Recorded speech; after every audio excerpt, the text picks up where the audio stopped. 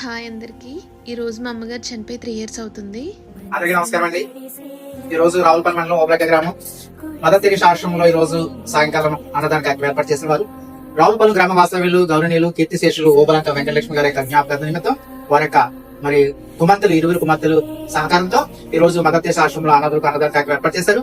ముందుగా మరి వెంకటలక్ష్మి గారి యొక్క ఆత్మ శాంతి చేకూరాలని కోరుకున్నాం. అలాగే వారి కుటుంబ సభ్యులందరూ కూడా ఆశీర్వాదం ప్రత్యేకంగా ఎప్పటి నుంచో అనుకుంటున్నానండి ఇలా ఫుడ్ డొనేట్ చేయాలని. ఇప్పటికి కుదిరిందనమాట. అసలు అమ్మలేని ఈ 3 years ఎలా గడిచిపోయిందో నాకే అర్థం కావట్లేదు. అసలు నిజం చెప్పాలంటే నాకు మాకు అసలు పడేది కాదు. కానీ ఒక్కసారిగా అమ్మకి ఇలా అయ్యేసరికి చాలా భయపడ్డాం ఇద్దరం. అప్పటి నుంచి ఒకరికొకరం ధైర్యం చెప్పుకుంటూనే ఉన్నాం. అమ్మ లేకపోతేనే మీ నాన్నతో పాటు అందరూ ఉంటారు కదా అంటారేమో. అమ్మ దగ్గర ఉన్నంత చనువుగా నాన్నతో ఉండలేం కదా. కానీ ఏది ఏమైనా అబ్బాయిల విషయానికి వస్తే అమ్మ ఎంత అవసరమో నాకు తెలియదు. కానీ ఆడపిల్లకి మాత్రం కంపల్సరీ అమ్మ అయితే ఉండాలండి. మేమైతే ఆ అదృష్టాన్ని 2023లోనే కోల్పోయాం. కానీ బాధపడైతే లాభం లేదు కదా. 3 years అయితే